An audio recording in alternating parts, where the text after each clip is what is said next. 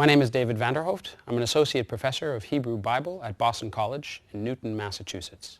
So at the end of native rule in Babylonia, the city was ruled by a combination of King Nabonidus and his son, Belshazzar, known also from the biblical stories, for example, in Daniel later on. Nabonidus was a fraught figure, a controversial individual in the end of the Babylonian period, where it appears that some of the elites in Babylon themselves didn't appreciate Nabonidus. Part of the reason for this might have been that Nabonidus was a particularly sincere devotee of the moon god, Sin, possibly to the exclusion, or at least to the reduction, of the importance of the high state god, Marduk. It's possible then that some of the local priests who were sympathetic to Marduk, who had long been the patron deity of the Babylonian dynasty, felt betrayed. Nabonidus also was curious in another way. He left Babylon for a substantial portion of the last decade of his reign to live in the northern Arabian desert at Tema, where he went about worshiping, again, his moon god, Sin. Belshazzar is said to have been left behind in Babylon as regent. During these years, the conflict may well have risen to a kind of head. In any case, we know that in 539, native Babylonian rule was put to an end when Cyrus decides to take advantage of the turmoil in Babylon and invade the city. We learn then that the elite Babylonians welcomed Cyrus, at least some of them, into the city as a kind of liberator.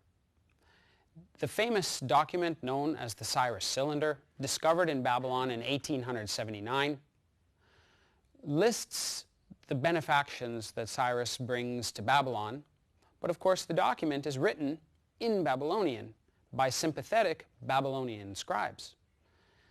A few of the things stand out in this Cyrus Cylinder that deserve mention. Cyrus himself, according to the text, claims that it was the Babylonian god Marduk who welcomed him into his role. So, for example, we read that Marduk surveyed and looked throughout all the lands, searching for a righteous king who he would support. He called out his name, Cyrus, king of Anshan. He pronounced his name to be king over all the world. This echoes, of course, surprisingly, the language of the so-called second Isaiah in chapter 45 and elsewhere, including 48 of Isaiah, who likewise understood Cyrus as a kind of liberator figure, the only king in the messianic, to be ascribed the messianic title, Mashiach, in the Judean tradition, who wasn't a native Judean. Later in the Cyrus Cylinder, Cyrus then speaks about the great benefactions he performed for Babylon and the joy that this brought to the high god Marduk. I'll read a section of this text, lines 22 and following. When I entered Babylon in a peaceful manner, I took up my lordly reign in the royal palace amidst rejoicing and happiness.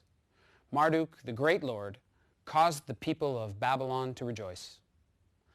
I daily attended to his worship. My vast army moved about in Babylon in peace. I didn't permit anyone to frighten the people of Sumer and Akkad, the traditional names for Babylonia. I sought the welfare of the city of Babylon and all its sacred centers. As for the citizens of Babylon, upon whom he, that is, the predecessor Nabonidus, the wicked king, had imposed corvée, tax duties,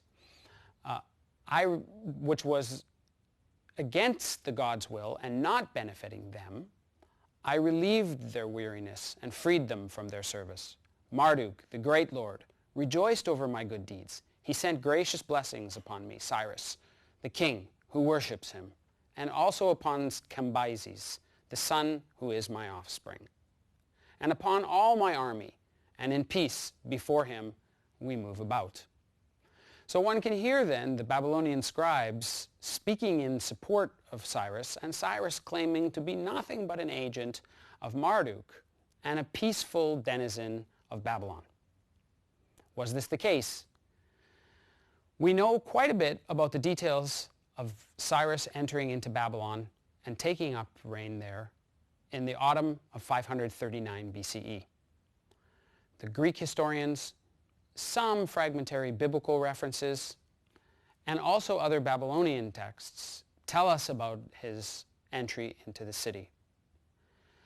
Not all details are clear, but we see that shortly after Cyrus's arrival in the city, the cuneiform scribes began to date their documents according to the reign of Cyrus, for example.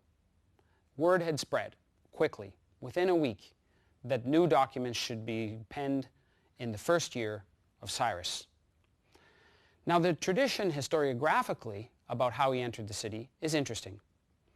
As the Cyrus Cylinder says, he came into the city in peace. His army was completely passive and didn't upset the local order.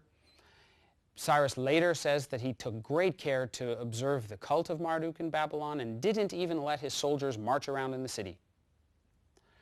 We learn from 2nd Isaiah that he was likewise a foreseen liberator, of course, in that case for the Judeans, not for the Babylonians. We learn later on from Herodotus, the Greek historian, and Xenophon, that Cyrus was a kind of enlightened leader, that his entry into Babylon was a kind of end product of an enlightened rule, not a kind of despotism. How much do all of these views withstand scrutiny? It's probable that Babylon was not destroyed. Certainly, we have no archaeological record of the city having been leveled, razed, or otherwise decimated in the time of Cyrus's arrival.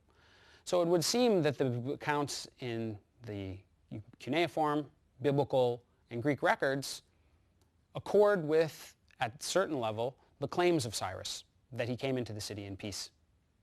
And yet, the Greeks, and maybe even the Babylonians and the Judeans, recognized that there was something in Cyrus's achievement that might have involved a military stratagem.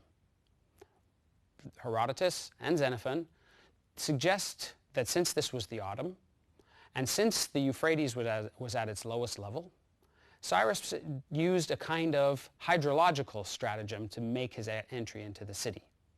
He went north and diverted the course of the Euphrates into the west to the region around Borsippa, and sent his troops in while the Babylonians were celebrating a festival through the lowered, empty channel of the Euphrates, where they snuck under the fortifications and surprised the Babylonians in their city. Now, we don't have any affirmation that this, in fact, took place in Babylon. We don't have any cuneiform tablets that speak to this. We only know this claim that he entered peacefully. Does this statement that he entered peacefully subsume a kind of military approach? It's at least possible, because from the Babylonian tradition, the idea that Cyrus would be an invader, a conqueror of Babylon, was seen as unacceptable. The last major invasion of Babylon by an outsider, which resulted in its destruction, was by King Sennacherib of Assyria in 689, which resulted in the complete devastation of Babylon. So there's a good chance that the Babylonian historiographers are not interested in presenting Cyrus as an intelligent and wise general who, through some kind of stratagem, entered the city. Rather, they emphasize his pious allegiance to the Babylonian god. The Greeks, by contrast, have a good reason for their presentation of Cyrus as a kind of military genius. He becomes for them a kind of antithesis to the older model of Near Eastern rule, and becomes a kind of exemplar of enlightened royal kingship for the Westerners looking to Persia. So we can see in each of the traditions, and possibly also even in the Judean one, in Jeremiah, chapters 50 to 51, which are a series of oracles against Babylon, but seem to have some indications of how Babylon fell, and might even recognize that there was a military component in that fall. We can see in all of these traditions local reasons for the presentation of Cyrus's achievement in Babylon. In other words, the transition from Mesopotamian rule in Babylon in 539 to Persian rule was something that historiographers across the Near East worried about. Cyrus seems to have had a very deep influence on all of these traditions.